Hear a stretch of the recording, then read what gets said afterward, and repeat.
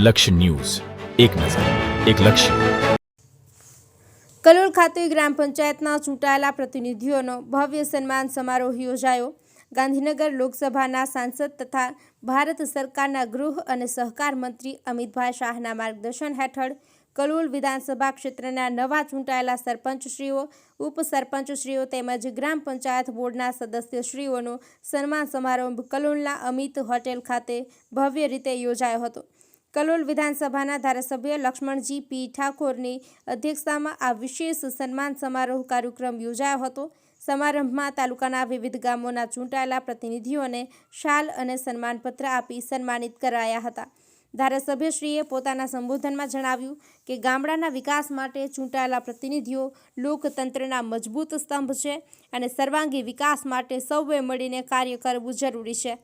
આ પ્રસંગે ભારત સરકારના ગૃહ અને સહકાર મંત્રી અમિતભાઈ શાહના પિતાવધુ રિષિતાબેન જયભાઈ શાહ, ગાંધીનગર જિલ્લા સંગઠન પ્રમુખ અનિલભાઈ પટેલ, ઠાકોર સમાજના અગ્રણી નેતા કાંતિજી ઠાકોર, રશ્મિજી ઠાકોર, રામાજી ઠાકોર ઉપસ્થિત રહ્યા હતા. તેમણે પ્રતિનિધિઓને અભિનંદન પાઠવી લોકહિત માટે સમર્પિત સેવા આપવાની પ્રેરણા આપી હતી. આ કાર્યક્રમમાં જિલ્લા તથા તાલુકા ભાજપાના સૌ હોદ્દેદારો અને આગેવાનો ઉપસ્થિત રહ્યા હતા. લક્ષ્ય ન્યૂઝ, સંજય નાયક. દિલ્હી બેઠા બેઠા પણ આપણા કલોલ વિધાનસભાની ચિંતા કરે.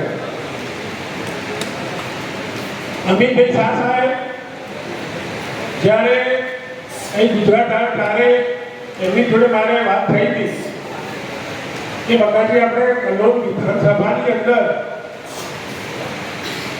54 માંથી 47 સરપંચ અને ડેપ્યુટી સરપંચ ભાજપની વિચારધારા ધરાવતા એવા 47 સરપંચોને મારા તરફથી ખૂબ ખૂબ અભિનંદન. એટલે સાહેબે સરપંચોને ખૂબ જ અભિનંદન આપ્યા છે અને સાહેબ પોતે આપણી કલોલ વિધાનસભાના સરપંચોનું સન્માન કરવા માટે પણ એમને જ આવવાનું હતું, પણ સંસદની અંદર એમને ચોમાસુ સત્રની જે તારીખ વહેલી જાહેર થઈ ગઈ એના કારણે સાહેબ આપણી જોડે ઉપસ્થિત ના રહી શક્યા, પણ એમના ફેમિલી મેમ્બર આપણા રિષિતાબેન જે જયભાઈ શાહના ધર્મપત્ની છે એમને અહીં આગળ મોકલી અને તમને અભિનંદન આપવા માટે અને મોમેન્ટો આપી અને તમને બધાને શુભેચ્છા આપવા માટે આ રિષિતાબેન પધાર્યા હતા. બીજું કે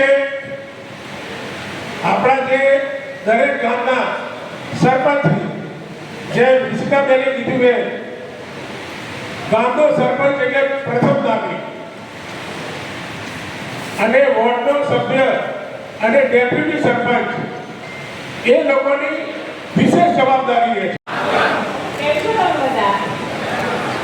ક્યારના રાહ જોઈ રહ્યા છે, મને ખ્યાલ છે. સોરી, થોડું મોડું થઈ ગયું અમને. હવે કલોલ વિધાનસભામાં સમાવેશ ગામોમાં ચૂંટાયેલા નવા નિયુક્ત આપ સૌ સરપંચીઓને સૌપ્રથમ તો ખૂબ ખૂબ અભિનંદન. આપણે સૌ જાણીએ છીએ તેમ સરપંચ એટલે ગામના મુખિયા, સરળ ભાષામાં ગામનો મુખ્યમંત્રીશ્રી. જેમ મુખ્યમંત્રીશ્રી રાજ્યના વિકાસ માટે પ્રતિબદ્ધ હોય તેમ સરપંચશ્રીનું લક્ષ્ય પણ ગામનો વિકાસ હોય છે. સરપંચ પાસે કાયદો, વ્યવસ્થા સિવાયની તમામ વિકાસ કામની જવાબદારી હોય છે. તમને બધાને ખ્યાલ જ હશે કે આપણા સંસદશ્રી સાહેબનું લક્ષ્ય આપણા સંસદીય વિસ્તારના દરેક ગામને આદર્શ ગામ બનાવવું. ગયા વર્ષે દેશભરમાં ટોપ 10 આદર્શ ગામોમાંથી લગભગ 5 આદર્શ ગામો ગાંધીનગર લોકસભાના હતા. આપ સૌને વિનંતી છે કે ગામના વિકાસ કાર્યમાં કોઈ કચાશ ન રાખતા જો ગામ વિકસિત થશે તો રાજ્ય પણ વિકસિત થશે અને રાજ્ય વિકસિત થશે તો રાષ્ટ્ર પણ વિકસિત બનશે. હવે ફરી તમને સૌને ખૂબ ખૂબ અભિનંદન આપું છું. ધન્યવાદ. બોલો ભારત માતા કી.